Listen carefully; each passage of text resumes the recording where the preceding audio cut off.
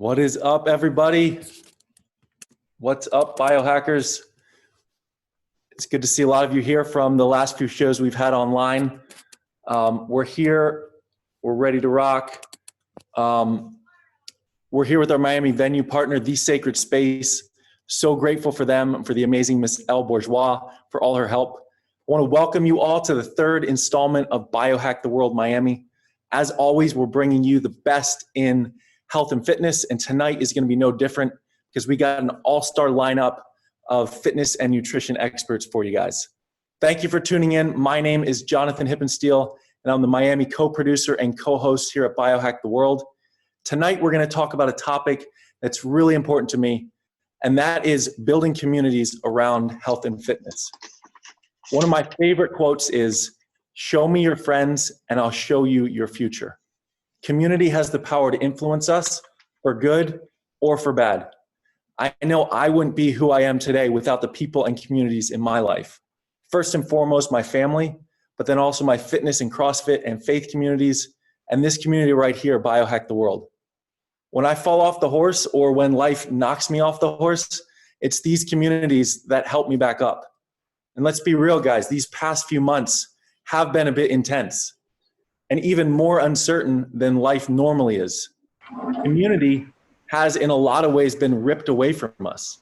But one of the silver linings, I think, is that we've been given this unique opportunity to now choose what communities we plug into. Even if right now that's in a virtual sense, like tonight, I believe that choosing healthy communities now will strengthen us and lead us to a better future and a fitter and healthier future. If you know anyone who can benefit from being part of this community or from the wealth of knowledge we'll be sharing tonight, please take a moment, share this live event with your friends and family and social media. Like us, follow us on Instagram, subscribe to our weekly newsletter.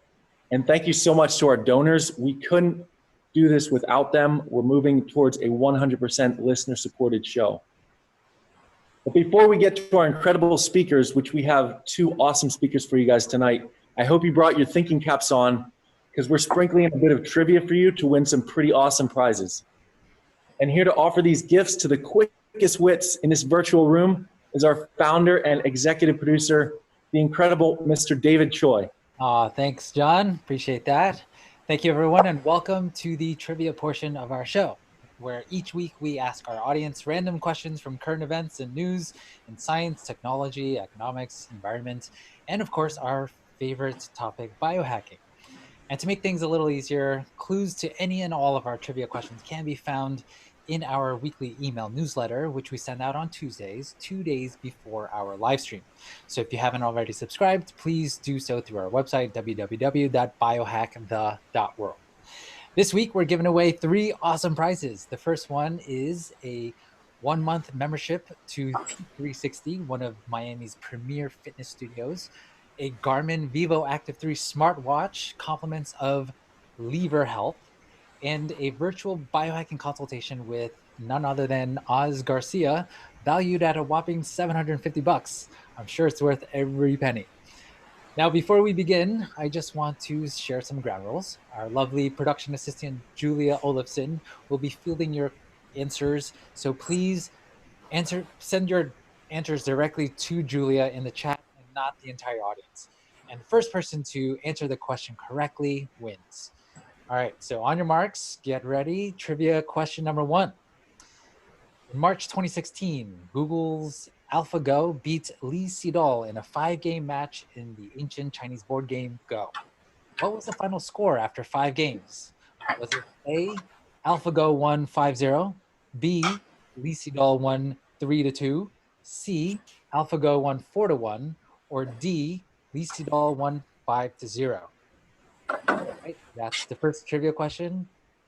And now I'm going to pass it back to you, John. Thank you. Awesome, David. There's going to be some great winners tonight. Man, we've got, if there's one thing, guys, that stands out to me about our first speaker, that he's passionate about helping others live fully, and he's always creating community wherever he goes. These common threads of community and fitness have been a hallmark of Guido Trinidad. From co-founding Wadapalooza, one of the world's largest fitness festivals that takes place every year here in Miami, to owning and operating Peak 360 CrossFit, an iconic CrossFit gym here in Miami as well. He's also an unbelievable athlete. He's a 2 times CrossFit Games competitor, and he's an 8 times CrossFit Regionals athlete. I got to meet Guido this past year at Wodapalooza, and I've had the privilege of getting to know this guy over the past few months, and I've seen firsthand his commitment to his faith, family, and fitness communities. I really look up to this guy, and he inspires me with how he lives out his life and core values. I'm super pumped to have him on the show tonight. So guys, please help me welcome Mr. Guido Trinidad. Right. What's up, Guido? Right. Thank you, Jonathan. I appreciate that. I can hear the roar of applauses in the back when you said, help me welcome. At least I was envisioning that. So just want to thank you guys first and foremost for having me on the show. It's a privilege. Like you said, we got to meet a few months ago at Wodapalooza, and from the minute that we met, we connected really well. And then you introduced me to David, and really want to support you guys in your endeavors and what you're doing to add value to our community. So I want to thank you guys, and I want to start off by letting you know that we're a lot alike. If you're on this show right now and you're here on the other side, it means that you are a biohacker, right? And even though I may not have before maybe considered myself that, even though I do drink the bulletproof coffees and intermittent fast and try to figure out ways, as I've dug a little more into the community, I realized that we're very much alike, right? We simply want to live a better life. We want to live a longer life. And we want to leave our mark here, right? And we're going to find ways to do that, whether those are hacks or habits or whatever we call them, right? So I am, first of all, a man of God. I also happen to be a husband to a beautiful wife, a father, an entrepreneur, and as you mentioned earlier, John, a forever athlete. So as an athlete and as, you know, playing all of these roles in my life, I have to consistently find ways to hack the system, right? To improve, to sharpen the saw, so to speak. And being that I'm 39 years old and I have a wife who probably wouldn't like for me to admit in public that she's older than me, but she takes really good care of herself. She's definitely more beautiful than I am, but I am going to do everything that I can to stay at least looking her age to the best of my ability. And because acting, you know, my age or younger than that is not a problem. So I can act and feel young. It's staying looking young, right? So guys, tonight, I want to ask you guys a question. This is an important question. Is your fitness regimen serving you well? Serving you well? Is it giving you what you need and what you want? Is it helping you thrive during this pandemic? Because the title tonight is Defying Pandemics. So defying would be overcoming this pandemic. And how can we overcome this pandemic? Well, here's my solution, is we can overcome this pandemic through, you ready? Drum roll. It's health and fitness, but it has to be done in community. It has to be done in community. So when we train in our fitness, my suggestion from my own experience is that it's done best when it's done functionally, when it's done uncomfortably, and when it's done in community. I'll say that one more time. Here's what we need to do. I can walk away right after this statement, is we need to train our fitness and look at fitness, not just physical fitness, but mental and emotional and spiritual as well, right? 360 degrees. Functionally, uncomfortably, and in community. Here are 12 reasons why. I'm going to start off with the first 4 are going to be more related to how they help us live longer and how physical fitness is going to improve our biology. It improves our biology because it makes us more resilient human beings. Physically, we're more resilient. Our immune systems, right? When we train in the way that I just recommended, functionally, uncomfortably, and in community, we step into a fight or flight mode, right? And we build our stress responses here. So our cardiovascular system, our neurological system, our skeletal system, they all become primed so that when disease comes our way, whether it be COVID, whether it be a flu, whatever it is more ready because we have already stressed it. it becomes a more resilient system. The second reason, I'm giving you 12 reasons why we need to train this way, functionally, uncomfortably, and in community. The second reason is because it improves our energy. Again, when we stress, when we go into this fight or flight mode, okay, it improves and mobilizes our energy. It improves our alertness. It also improves our vigilance. And it also improves our arousal, right? Who doesn't want to have more of these things mentally and physically, just have more energy, especially when we're cooped up and forced to stay at home, right? So exercising and training in these manners will give us this energy that we need. Next, it's one of the best anti-inflammatories. We know that inflammation is the root cause of all disease that is killing us. It's an anti-inflammatory. It's simple. The fourth one in the live longer and how it impacts our biology is anti-aging, right? So yes, our bodies will look better because we train in this way, okay? And I just read you 3, but I'm going to also tell you about the anti-aging in the mind. So what happens to our brain, the physical part of our body, is that it grows. It becomes more neuroplastic. It also increases in its gray matter. So for all you biohackers, I'm giving you right now 4 real big reasons why we need to train this way. And the level of intensity and duration multiplied is extremely important. So going for nice leisure jogs and stand-up paddleboarding and yoga, those are all good things for sure. But we need to go to these high-intensity places, maybe not every time, but often. So the next 4 reasons are reasons that it will help us live better. They simply will help us live better. And when I think live better, I also think about my mental health, my mindset. So training in a functional, uncomfortable, and in community, it helps me persevere. I believe that the communities that I've helped lead, specifically here in Miami, are more resilient, are more capable to persevere through this time because we face uncomfortable situations every single day. Our workouts are fun, but they're really more fun when they're over. The challenges, there's phrases that say, if it doesn't challenge you, it won't change you, right? We become more comfortable with uncomfortable situations the more often we face them. So if your training is not making you uncomfortable, then it's going to be harder to transfer that perseverance into real life.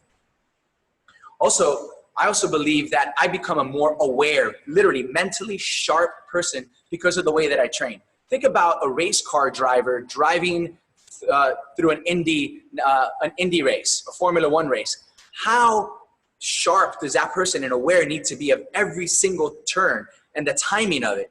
Well, when we race our bodies and push ourselves to the limits, my wife and I did some 100-meter sprints today. We had some cracks on the sidewalk. I had to be extremely aware.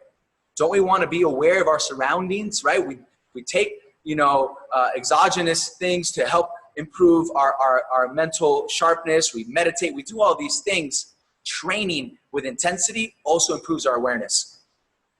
Next is confidence. The more often you do tough things, the more confident you become, right? Who doesn't want to have more confidence walking into a meeting, having a conversation like this? Confidence will unleash the gifts that you have within you. What good are the gifts that you have if you're not confident enough to deliver them to the world that needs them? And the fourth mental health component that is improved through training functionally, uncomfortably, and in community is discipline. Denying that instant gratification, going through some temporary pain so you can have a long-term benefit. I mean, discipline is the thing. We can all have goals, but if we don't have a system to support those goals won't ever be achieved. 2 people, you're gonna tell me that the champions of the world in NBA basketball, when they go into the season, that they don't all have the same goal of winning the finals? What's the difference? You could say talent, I say habits. Lastly, and this is really when community comes into play. We talk about health physically, health mentally, and health emotionally or spiritually.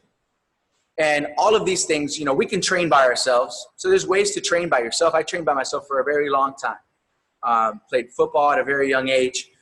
So I would train with the team, but also felt like I needed to do my own thing and do a little extra work. So I got in the habit of training by myself and being very self-reliant.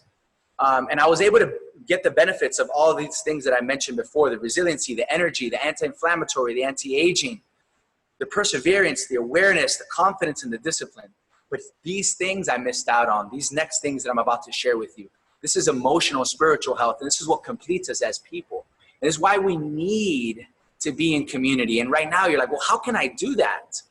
Well, we're doing it right now. We're in community right now, right? I know that there's 40 participants here, and that fills me to know, and we're gonna have a conversation afterwards. But what are the 4 health benefits that we can get from training in community? First of all, it humbles us. It humbles us. It allows us to know that we're not alone, right? And that there is value in suffering. Oh man, I say that, right? But think about moms that have lost their child through maybe drunk drivers, right? I just thought of MAD, it's an organization. They've suffered. They have community. There's value there. They sometimes probably feel like they can't make it without one another.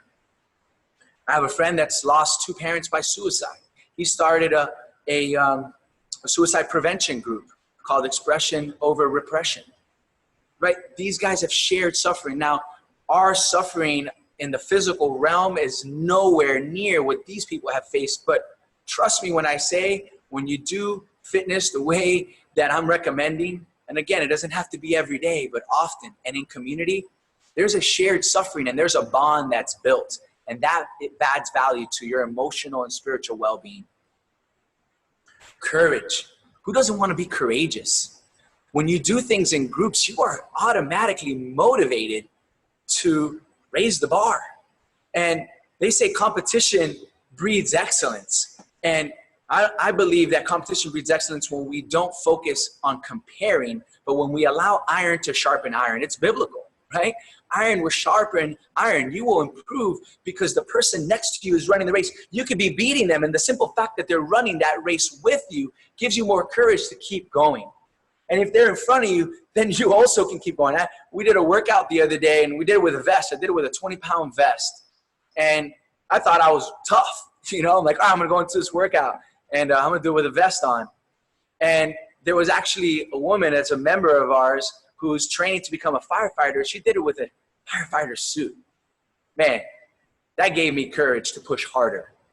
I would not have had that courage had I not done it with her. Secondly, is joy. We all want to have more joy. That is the salt of life, is to have more joy, more inner joy. It's a joy that's, see, happiness is temporary, right? Happiness is something that I did something well, somebody complimented me, I bought a new toy, and I'm happy. I'm happy. It's a happiness. It's happening right now. But joy, see, joy lasts longer. Joy is something that is more spiritual. It's more long lasting.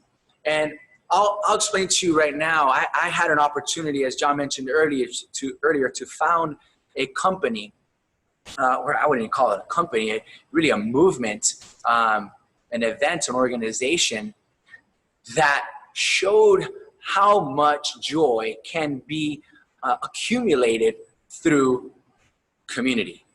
So this event, I'll share a quick story with you. Wadapalooza, we started it. It's probably the largest of its kind.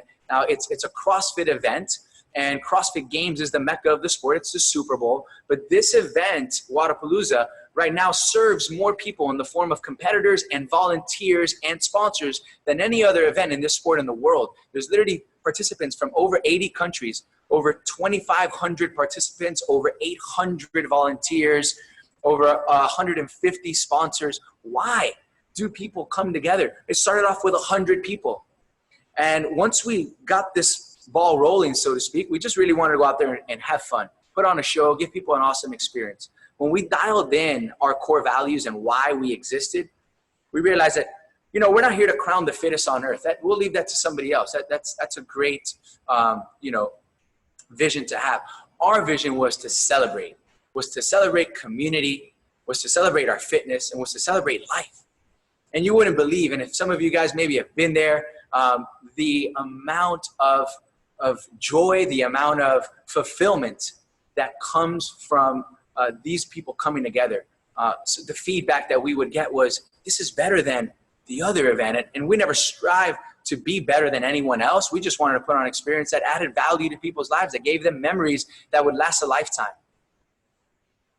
So this, I spoke earlier about the other two, right? And the physical, the biological expressions that we feel, right, will help us live longer. The mental health component will help us live better. Well, these emotional and health benefits will help us live more fulfilled. They'll make us more humble. They make us more courageous. They give us more joy. And lastly, they give us more purpose. So when we train the way that we train, sometimes we just don't feel like training.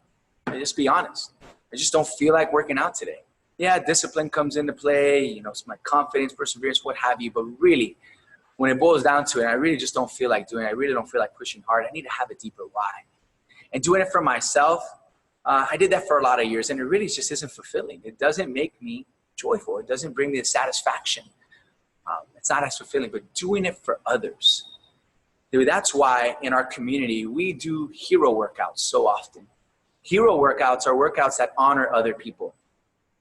And although I don't do a hero workout every single day, I want to be a guide for all the heroes in my life. And in order for me to be able to pour into their life joy, positivity, love, I know that I need to train myself in a functional, in an uncomfortable, and in community. So guys, I want to thank you guys for this opportunity to share this with you guys. I leave you with one thing, is I leave you with a challenge. I asked you a question when we first started, is how is your fitness serving you and making you the best version of yourself, right? So that's the question. I gave you the answer, right? The answer to the question is, how can you do this? I gave you all the reasons why. Is train functionally, train uncomfortably, and train in community, and do it with purpose and with gratitude. Have a purpose that's larger than yourself, and be grateful that you have the opportunity to do it. And we'll be true biohackers. Thank you guys for this opportunity to share. Wow. Thank you so much, Guido. That was incredible. Really, just the energy. I'm so fired up and moved. And big shout out to Cole, who says, if it doesn't challenge you, it doesn't change you. Amen. So thank you again. And we're going to meet you back at the Q&A. So right now, I'm going to move over and ask the second trivia question. And the trivia question number 2, if you're ready, Julia, you're going to paste this into the chat, and everyone, you're going to answer directly to Julia. All right, ready? What does billionaire philanthropist and economist Ray Dalio call a graceful contraction of the economy, which is what we're experiencing now, or we're going to start experiencing? Is it A, beautiful deleveraging, B, quantitative easing, C, wealth redistribution, or D, austerity measures? Okay, so send your answer to Julia in the chat, and we're going to bring up our next speaker. He's a great friend of mine. His name is Oz Garcia. Incredible dude, and gosh, you're going to learn so much from him. Oz is a recognized leading authority on age reversal and healthy aging. As a nutritionist to the stars, Oz is the go-to nutritionist for A-list celebrities and Fortune 100 CEOs. He's lectured all over the world and is the best-selling author of 4 books: The Food Cure for Kids, The Balance, Look and Feel Fabulous Forever, and Redesigning 50, the No Plastic Surgery Guide to 21st Century Age Defiance. I don't know about you, but I can't wait to be 50 to read that book.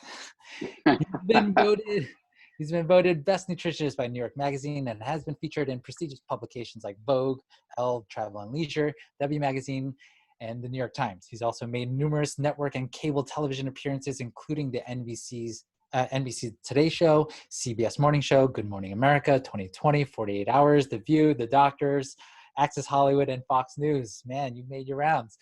Oz has served as the head of health and nutritional services for Equinox Fitness Clubs worldwide, and he's been a consultant for the East Coast Alliance of Trainers, where he's trained and worked with over 10,000 trainers over the past 10 years. I think it's safe to say that Oz is the OG biohacker of our day. So without further ado, please help me welcome to the stage, Oz Garcia. Oz, your video is off, by the way. Can you turn your video on, Oz? Says you need to turn me on. Says it's up to the host.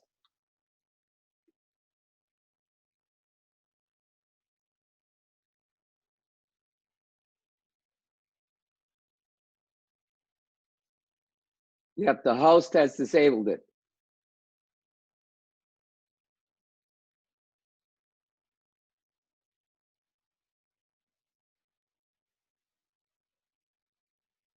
Yep. It's on your side. Can you hear me?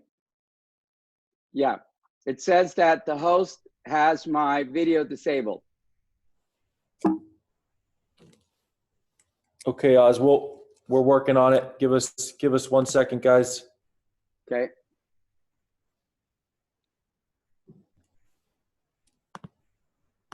Okay, almost there. There we go.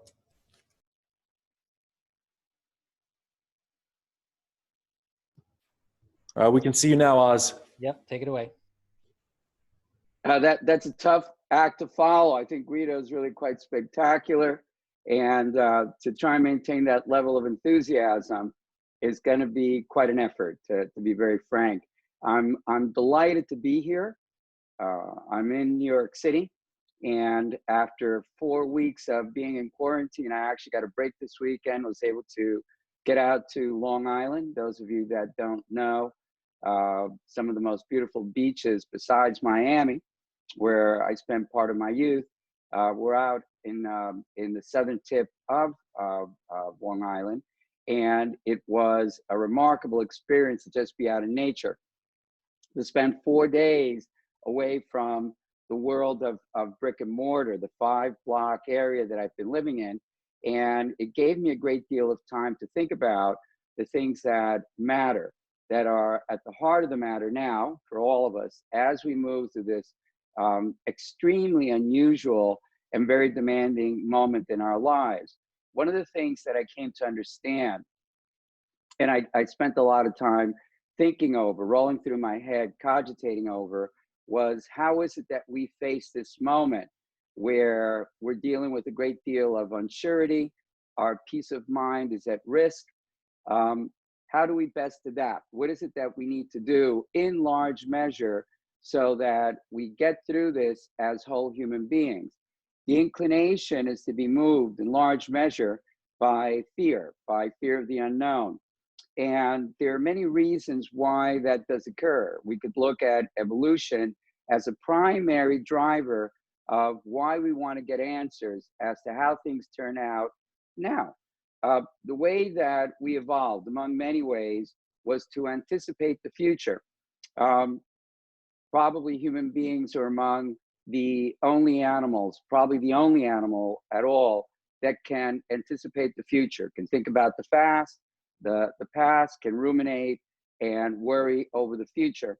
And the way that we evolved was to anticipate anything that can make us fearful, something that would look at us and perhaps consider us lunch.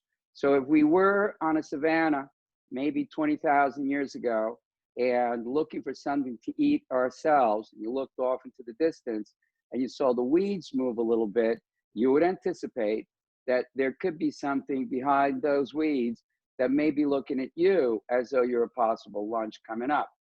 So you'd be filled with anxiety, you'd be filled with fear, and you'd get out of there as quick as possible. Now that's whether or not there was something behind the weeds, a big cat, a saber-toothed tiger that was going to attack you or not. And it was important for us to have that level of anticipation in a certain time, and typically try to get out of harm's way as quick as possible. Fast forward, here we are, late 20th century, And we're all concerned about, worried about how this thing turns out. And I would say in large measure that these are aspects of our character that are baked into us. There's not much that we can do when we're not sure about something. Human beings, because we were both hunters and we were both hunted, developed, you know, through our neurological system, through our brains, the capacity to actually get out of harm's way as quick as possible. And you can't do that now. You can't run away from this thing. It's no longer fear of a big cat coming after us, anything that would want to have you or me for lunch, but more something invisible, something that we can't put our finger on, something so tiny that you need an electron microscope to actually see the structure of a virus, to see the structure of the coronavirus. It's called corona because when you image it, it looks like a crown, curiously enough. And these are entities, living forces, and some people say they're not living, that have been with humanity, that have been with everything that's been alive forever. So long as creatures have been living and moving around, there have been viruses, there have been bacteria that have looked to invade our bodies. And it sounds almost like something that science fiction is made up. We're living through a moment in time that we could never have imagined.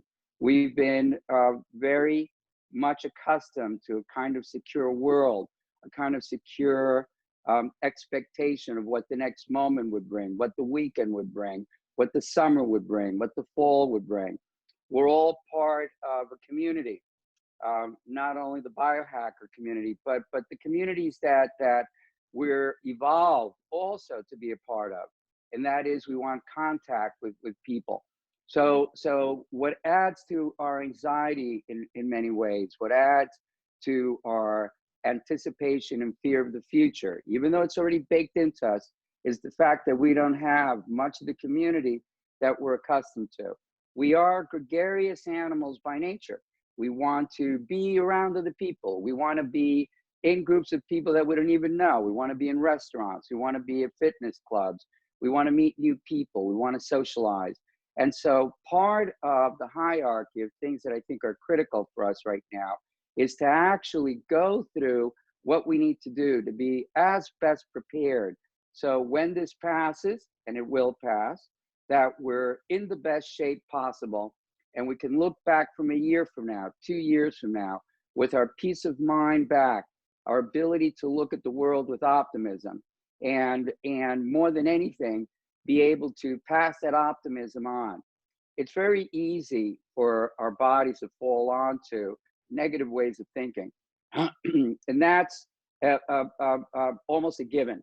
The fact that we're in an environment that's so dark in many ways has made us move towards and defer towards the more pessimistic aspects of our nature.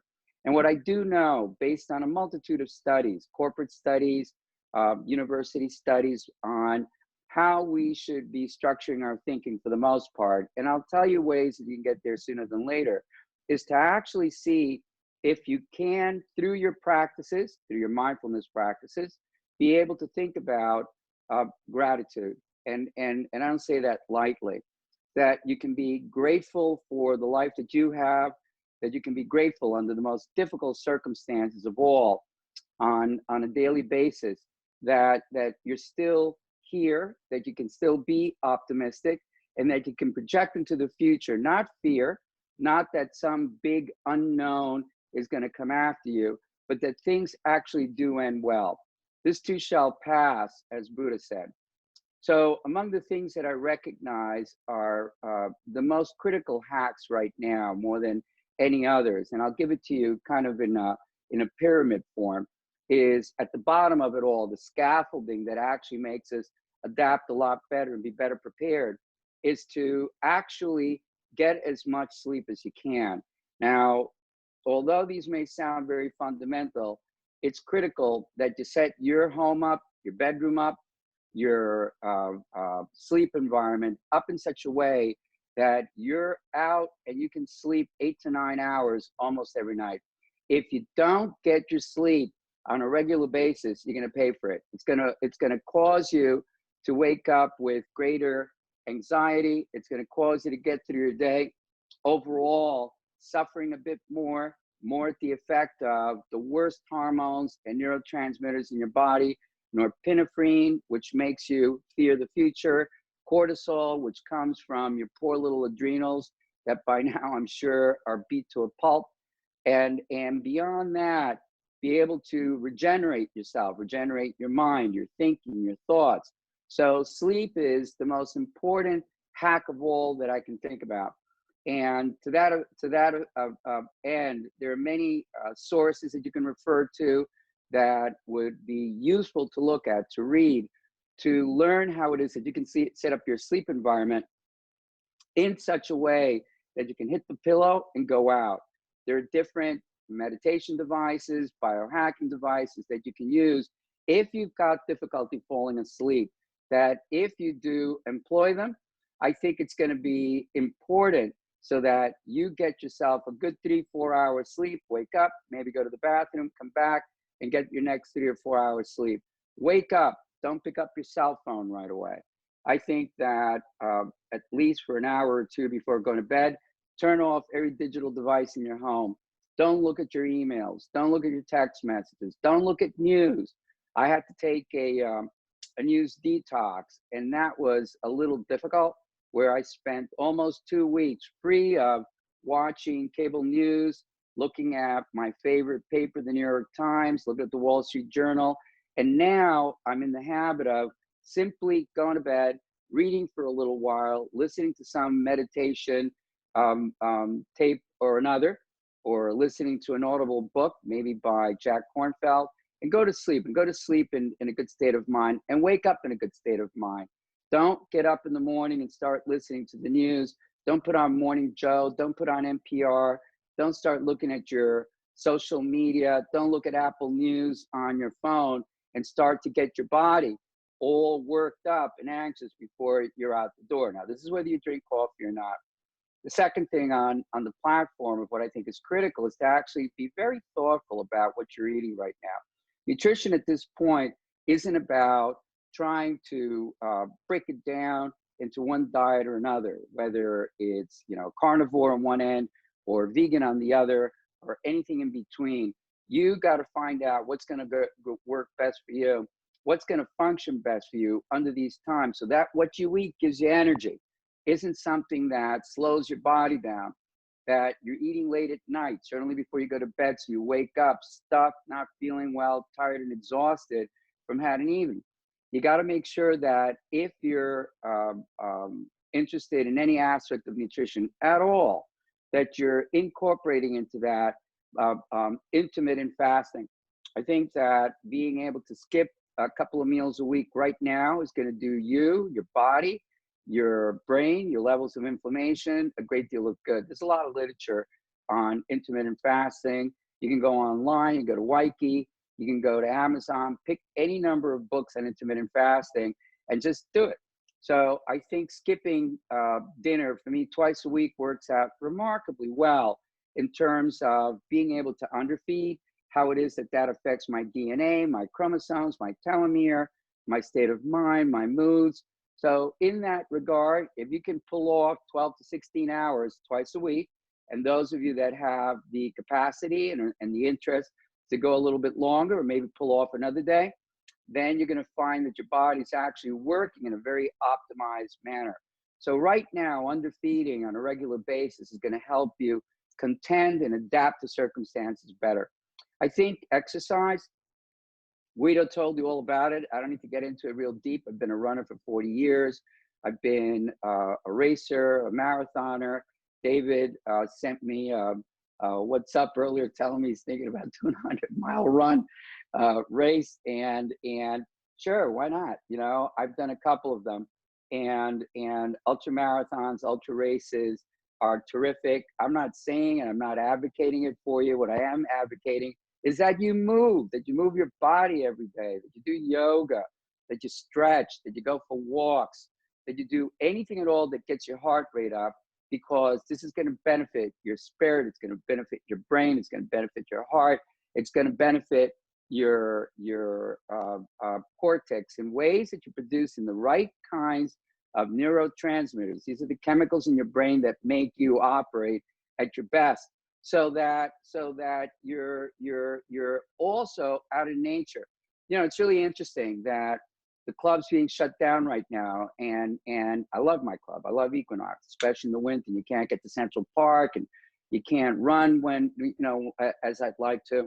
But now that we're dealing with the way things are, none of the clubs are open. Getting outdoors and doing your exercise is one of the best things in the world. You know, being in nature.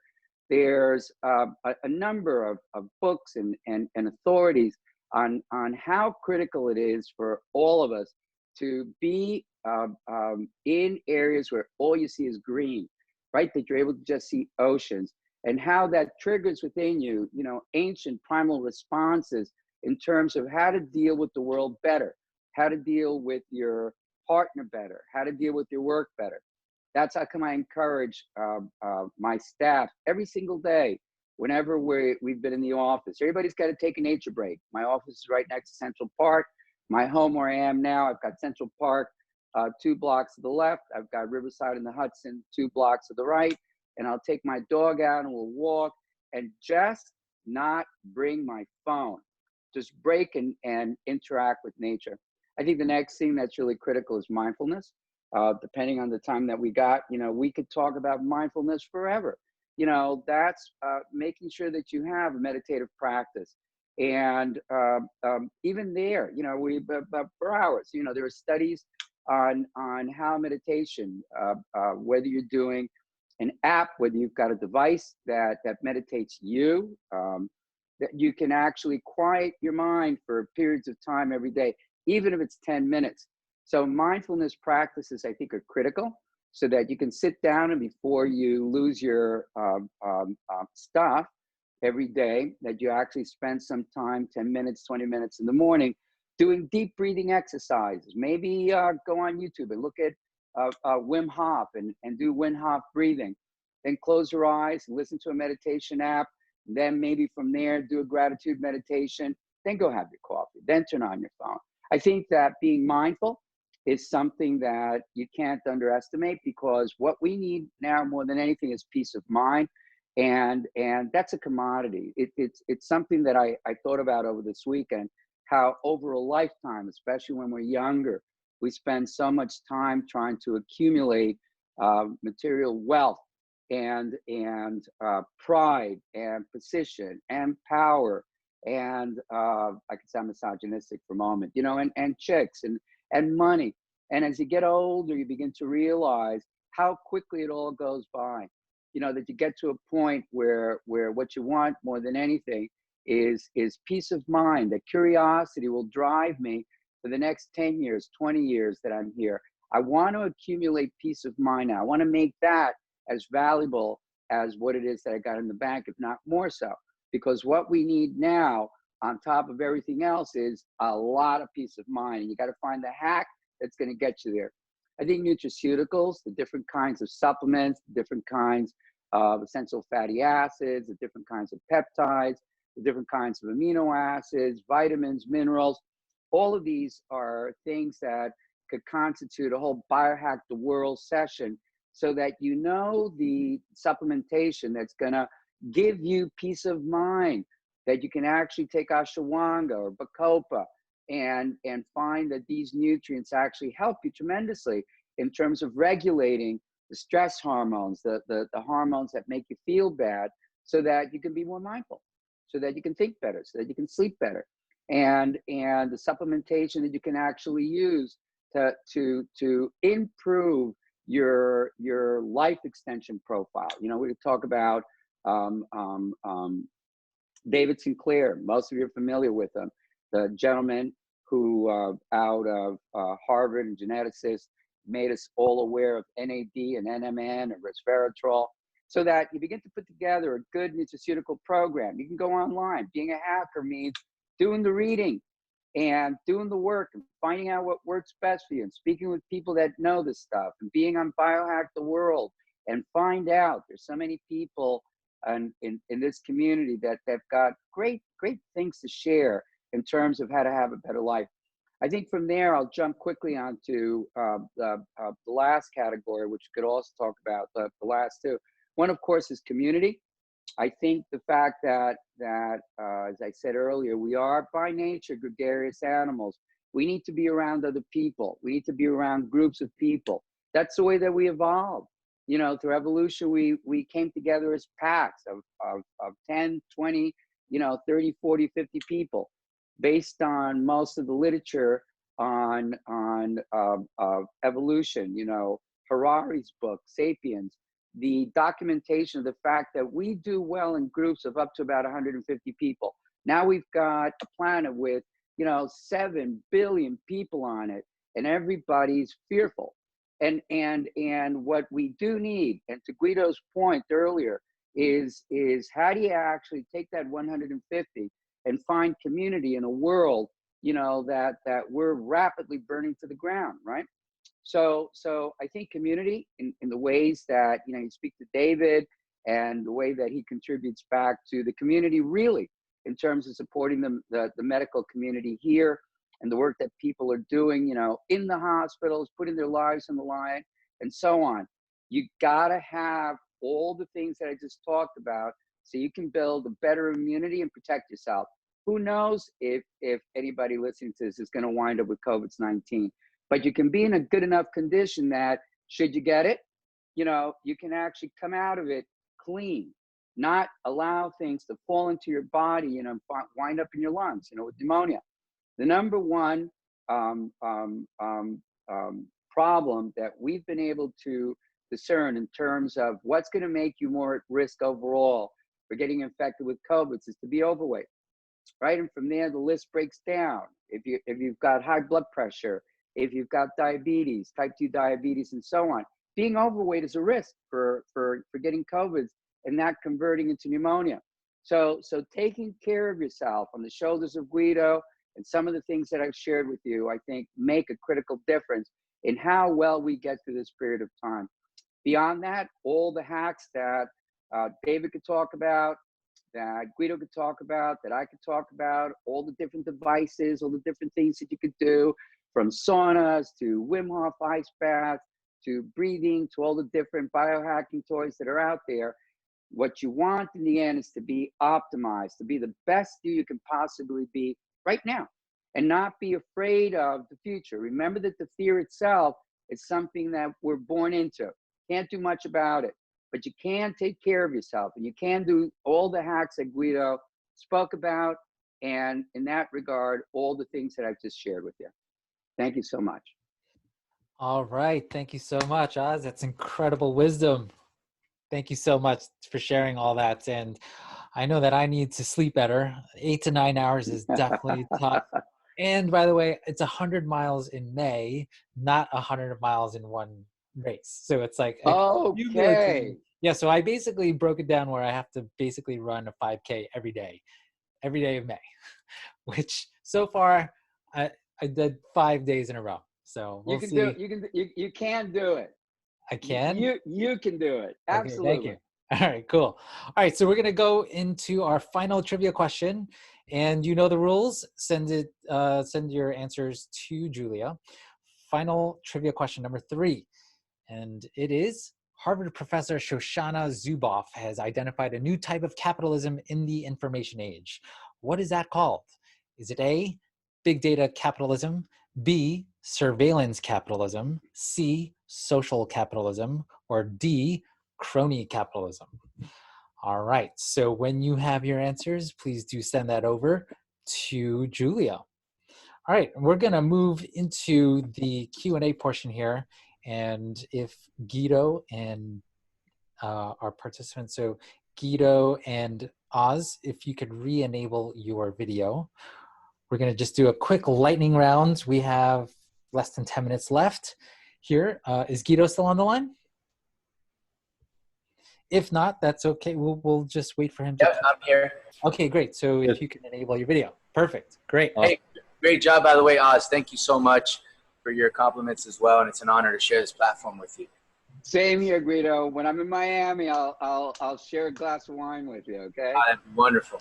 I'm really glad that you two are connecting here, by the way. Both of you are in Miami, or Oz is from Miami, and he's got a great community. I think you guys should merge your communities for fitness and yeah, fun. So, Terrific. Yeah.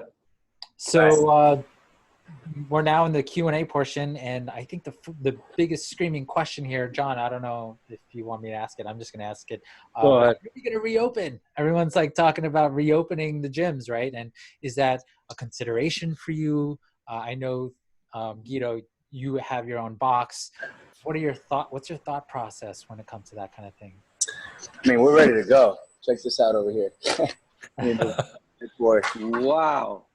So we have it all set up. We actually filmed yesterday. We had coaching staff here that was socially responsible and kept our distance. But we basically came up with, and not on our own, but we're part of a larger community. And I've been on text message threads and Zoom calls with other gym owners here locally in Miami and also across the country in terms of trying to create better practices so that when we do open up that we can serve our community well, also give the government some confidence that we're responsible enough to make this happen. So That's so important. we don't know when. I actually just got a letter from the Florida Department of Agriculture who basically communicates to us when, and it was May 8th. They just extended it to an undetermined amount of time, which is not good.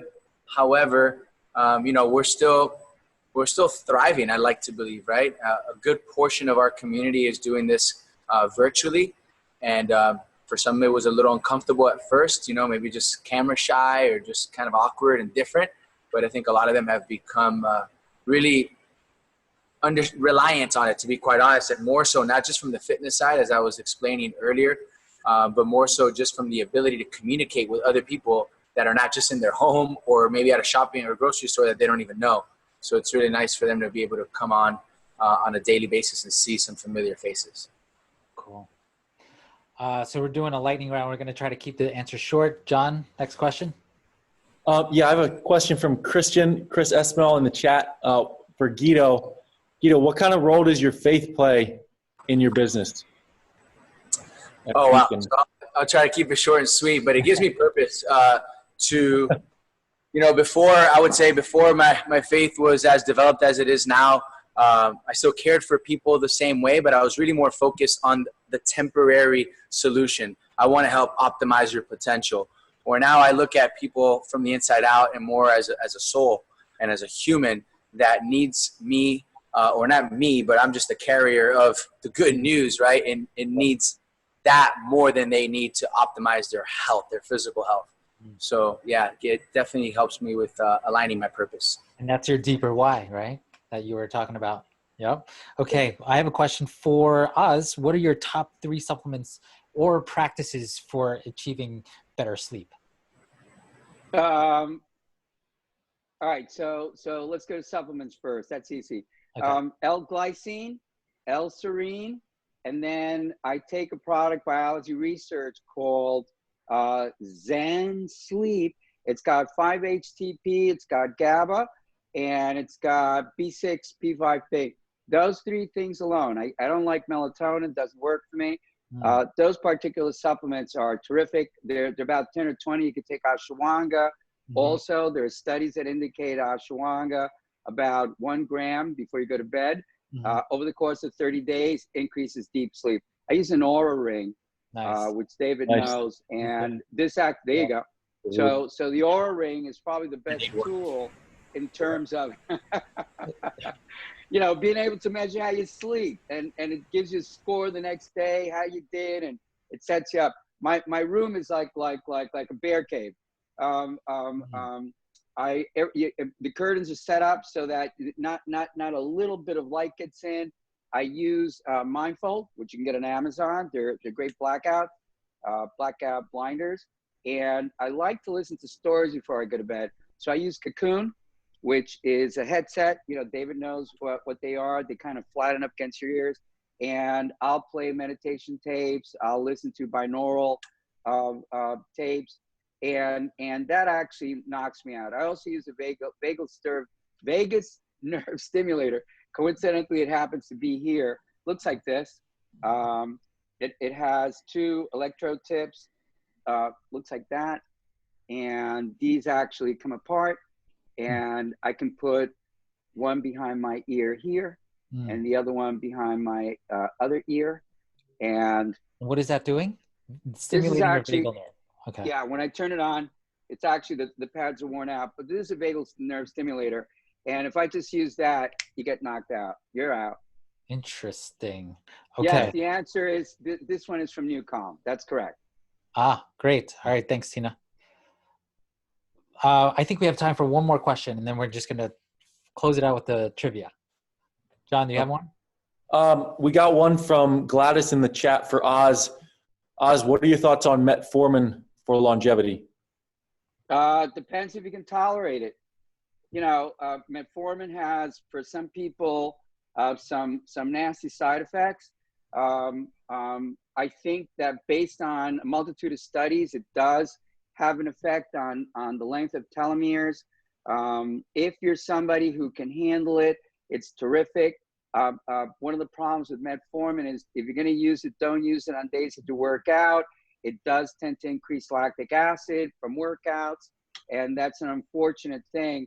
So Peter Attia and David Sinclair had a great podcast on just that point, and they both recommended the same thing. Nice. Got it. David, I got one more question for Guido. This is a good one. Okay. This is again from Christian. Guido, CrossFit training, you've been doing it for so long, over 10 years now. How has your training changed? You know, you used to be a competitor. Now, you know, has your focus changed? Has your training changed?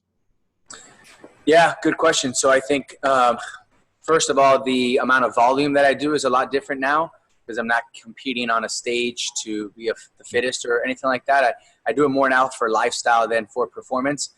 Doesn't mean that when the bell rings, 3, 2, 1, go, I'm not going all out and giving my best effort. But I'm only doing about an hour a day and really trying to optimize that hour. And then secondly is just my purpose. Again, before it was to see what I was capable of. And I think some of the numbers and things that I've been capable of in the past, I'll probably never do again. But then again, I am getting older and I have more responsibilities. So to still be in good shape is really my purpose, to be able to serve my community, my family well. Beautiful. All right. We're going to go into the trivia and I'm going to pose it to you guys first. And you just give us your guess. So in March 2016, Google's AlphaGo beat Lee Sedol in a 5-game match in the ancient Chinese board game Go. What was the final score after 5 games? Was it A, AlphaGo 1-5-0, B, Lee Sedol 1-3-2, C, AlphaGo 1-4-1, or D, Lee Sedol 1-5-0? Just so you know, Lee Sedol is the human, AlphaGo is the Google player, the software. So first of all, you want to guess like who won? Or Guido? You're asking us? Oh man, I always go for C when I don't know the answer. Oz, who do you think won? The computer? I remember when the computer won. That's right. Okay. Do you know what the score was? I was racking my brain, but I remember when this happened and it was like, my God. Okay, I'm going to tell you now. In October 2015, the original AlphaGo became the first computer Go program to beat a human professional Go player without a handicap. And in March 2016, it beat Lee Sedol in a 5-game match, the first time a computer Go program has beaten a 9-dan professional without a handicap. Although it lost to Lee Sedol in the 4th game, Lee resigned in the final game, giving the final score of 4-1 in favor of AlphaGo. And that was a big blow to humanity, actually. That was C. That was C. It was C. Yes, Guido, you're right. That's take because I guessed well. Julia, do we have a winner? I think we do. Yes, our winner is Nick Kenyok. Cool. All right, Nick, congratulations. You just won a 1-month membership to Peak 360 with Guido Trinidad. All right. Get ready to get super fit. All right, the second trivia question. What does billionaire philanthropist and economist Ray Dalio call a graceful contraction of the economy, which is what we're experiencing right now? Is it A, a beautiful deleveraging, B, quantitative easing, C, wealth redistribution, or D, austerity measures? Anyone want to venture a guess? I'm going to say beautiful deleveraging. You are right. All right. Whoa! Yeah, Guido, you're awesome. Okay. I was actually in my Ray Dalio app very quickly, surreptitiously looking for it. That was a finance major. I don't do anything. And my wife does all the finances now, but maybe some of that stuff stuck from a couple years ago. Very good. Sometimes that's that knowledge that you never thought you were going to use one day, but it finally comes in handy. Julia, do we have a winner? All right. The winner for this one is Michael M. All right, Michael M., congratulations. You won a Garmin Vivo 3 smartwatch, compliments of Lever Health, valued at $250. Nice. Yeah, Nice. get that running in. Last trivia question. Harvard professor Shoshana Zuboff has identified a new type of capitalism in the information age. What is it called? A, big data capitalism. B, surveillance capitalism. C, social capitalism. Or D, crony capitalism. Oz, you want to venture a guess? No. Okay. I'm afraid to be embarrassed. It's all right. It's not easy. Yeah. I'm going to guess crony capitalism.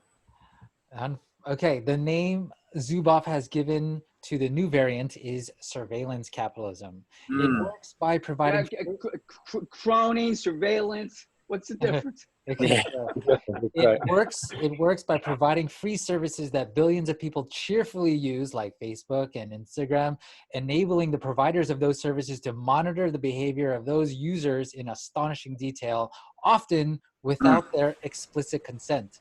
So we've all been warned that we're all going to get crony capital. Yeah, it all plays into it. We're all going to get biohacking ads after this. Yeah, exactly. All right, Julia, do we have a winner? Yeah, the winner for this one is Christian E. Christian. Right. All right. You win a consultation with Oz Garcia, a biohacking consultation. Man, you're in it to win it, Christian. Yeah, hell yeah. Cool. Good stuff. All right, that's the trivia portion. I'm going to toss it back over to John, and we're going to close it out here. Man, awesome. Thank you all.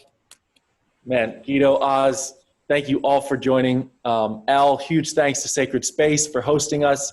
David, guys, thanks everyone in the audience for joining us. This has been awesome. Check out our website, biohackthe.world. We got updates there. We just launched Biohacker TV. We've curated tons of biohacking videos from around the web.